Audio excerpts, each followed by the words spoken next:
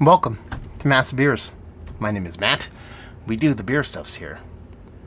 Sometimes those beer stuffs come from other places, like beer meals, courtesy of my boy Chris and Cameron. Sometimes they come in re-reviews. A little bit of Narwhal up in this piece. The 2022 version of Sierra Nevada Walnar. Really? Walnar? Doesn't that sound like Walnar? Sounds like a planet from Battlestar Galactica. Anyway, Narwhal, which I hadn't reviewed in quite a bit.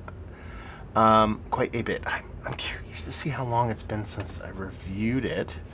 Let's take a look at the old tubes and see where we're landing. And like I said, this comes courtesy of my boy Chris shipped it off. His son Cameron threw it in there. They've sent me mystery beers in the past.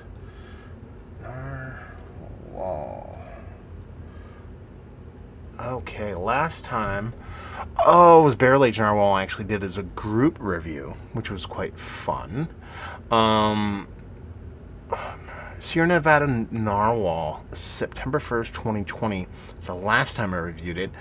I reviewed it on July 19, 2016.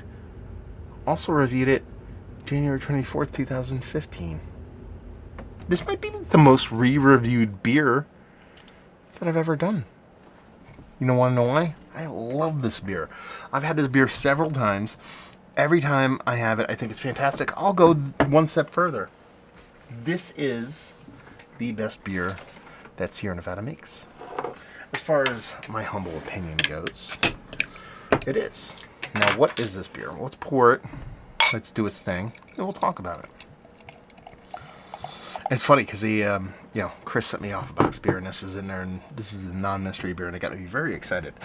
Inspired by the mysterious creatures that dwells in the deepest Arctic seas, Narwhal Imperial Stout is midnight black and bold with notes of Baker's cocoa and dark roasted coffee. This massive Imperial Stout is incredibly complex and explores darkest depths of malt flavor. Brewed in Chino, California and Mills River, North Carolina to bring you the finest quality, 10.2%. This is actually packaged like less than 2 months ago, which is hyper fresh for something like this for me. And where was this brewed? Sierra Nevada Brewing Company, Colorado, 2022. I don't know if you can actually denote where it comes from. I'm sure there's a way. Doesn't matter. Anyway, labeling. It is classic. It is timeless. I will always love it. Let's pour the whole thing in there. It's 12 ounces. I get this big ass thing. We're good to go. Russian Imperial Stout, I believe, is the base for this beer, but more of a tempered bittering Russian Imperial Stout, so we'll see where it goes. As far as this head looks, I mean, we're talking about cocoa, baby. Look at that dark, rich cocoa. Like you're making like chocolate milk at home with Hershey syrup, and you squirted just a little bit too much, so you get a little tummy ache, a little bit too much chocolate in there. That's kind of how that head looks, and it's this rich and dark kind of head going on. So it's old school night, actually. I just realized that I'm doing a couple of reviews tonight, waiting to do an unboxing from Sweetwater Brewing Grain Flash. Talking about old school. Yeah. So give it a whirl, give it a nose. Very much chocolate, man. I expected there to be some bittering here, but really on a nose, perceptionally at least, it's all about a soft, kind of semi-sweet baker's chocolate on this sucker.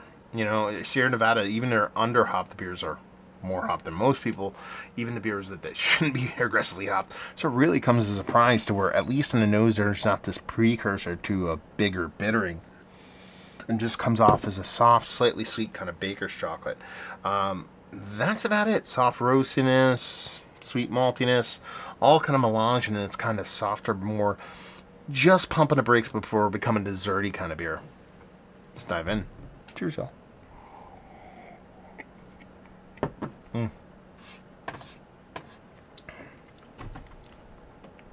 It's so good. Definitely feel those more aggressive bittering roots coming out in the taste. Very much Russian Imperial Stout, classic Russian Imperial Stout. And like I'm talking Courage, kind of Black Albert, talking those level Russian Imperial Stout, not the American kind of crazy version of Russian Imperial Stout like North Coast or Old Rasputin. A dense, while at the same time being soft and creamy kind of mouthfeel. It doesn't get overly heavy. You know you're drinking something of density. You know you're drinking something that is thick, but it doesn't weigh heavy on the palate, so you can drink it and actually enjoy it. It's a big bittering roastiness from it, both from a hop standpoint and a malt standpoint. You can see that interplay between those roasty, toasty, bittering, astringent malts in combination with a hopping that almost kind of elevates that. It doesn't become singular, like the roast and the hops are almost one, and they come off as like a bittering in concert with each other, which is one of the reasons why this beer is absolutely fantastic. And it really is this kind of, kind of championed by the malt base here. Really, this beer is all about the malts and where you kind of see this beer sit and where it plays from these deep, rich, dark baker's chocolate, eking up into a semi-sweet chocolate, just giving you hints and flirts of a more of a milky chocolate without getting even close to too sweet. It's like almost the perfect Russian Imperial Stout. There are ones that do it better for me, but this is on the Mount Rushmore. I'll say it right now. You're talking about Russian Imperial Stouts. It is Courage. It is Destruce's Black Albert, which I think is King Should Have Fuck Mountain when it comes to Russian Imperial Stouts. This beer would be the fourth one. I don't know, and I have to debate that internally. But those, just to be knee-jerk on that mountain, I think is one of the best compliments you can give a beer that's trying to be that. And like I said, Sierra Nevada, Seminole Brewery, one of the most important breweries in American history, brewed a crazy, from the pale ale to all the things they brew. To me, this is their best beer. And honestly, having it now, after a couple of years,